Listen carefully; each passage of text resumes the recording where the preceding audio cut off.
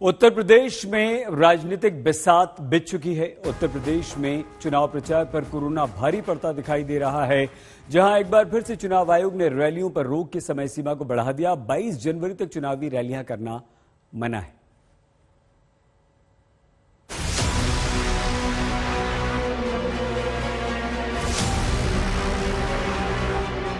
Corona के चलते नहीं लगेगी रैलियों का रेला। चुनाव आयोग ने रैलियों पर रोक की बढ़ाई अवधि। कोरोना को देखते हुए लिया गया बड़ा फैसला।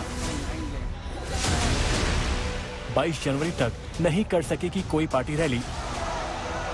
एक बार फिर मंथन हुआ, एक बार फिर हालातों पर चर्चा हुई और कोरोना फिर हावी हुआ। रैलियों पर, रोड शो पर, चुनाव के नाम पर भीड़ बढ़ाने पर 22 तक रैलियों रोड शो पर प्रतिबंध जारी। इंडोर सभागार में हॉल की क्षमता के आधे की इजाजत। हॉल में अधिकतम 300 लोग रह सकते हैं मौजूद। 22 जनवरी को फिर समीक्षा करेगा चुनाव आयोग। कोविड के बढ़ते मामलों की वजह से फैसला। चुनाव आयोग ने तारीखों के ऐलान के साथ ही साफ कर दिया था कि कोरोना गाइडलाइंस के साथ वो कोई समझौता नहीं कर सकते हैं। 15 तारीख को दोबारा मंथन की बात थी, जहां चुनाव आयोग ने कोरोना के बढ़ते मामलों को देखते हुए रैली पर प्रतिबंध जारी रखा है।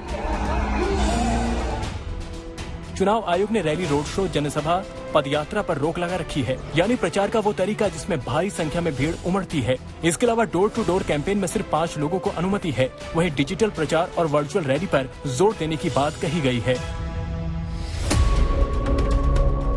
आखिर चुनाव आयोग के फैसले की वजह से जिन राज्यों में मतदान है, वहां कोरोना के मामलों में कोई कमी नजर नहीं आ रही। 6 दिन में कोरोना के ट्रेंड पर नजर डालें तो चुनाव वाले 2 बड़े राज्य उत्तर प्रदेश और पंजाब में ही कोरोना बेतहाशा बढ़ा है। उत्तर प्रदेश में 8 जनवरी को 6401 केस आए थे, जो 14 जनवरी तक बढ़कर 15975 हो गए, यानी इसमें 150% की बढ़ोतरी दर्ज की गई। ऐसे ही पंजाब में 8 जनवरी को 3560 केस दर्ज किए गए थे, जो 14 जनवरी को 7552 हो गए, यानी इनमें 112% की बढ़ोतरी दर्ज की गई।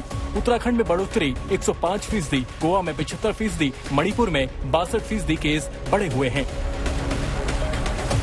बहरहाल पार्टियों को रैलियों से दूरी बनानी होगी, डिजिटल प्रचार पर जोर देना होगा, क्योंकि चुनाव आयोग लगातार नजर बनाए हुए है। कल अखिलेश की वर्चुअल रैली में उमड़ी भीड़ को लेकर आयोग ने एक्शन लिया और FIR दर्ज की है। संजय शर्मा, दिल्ली, आज तक।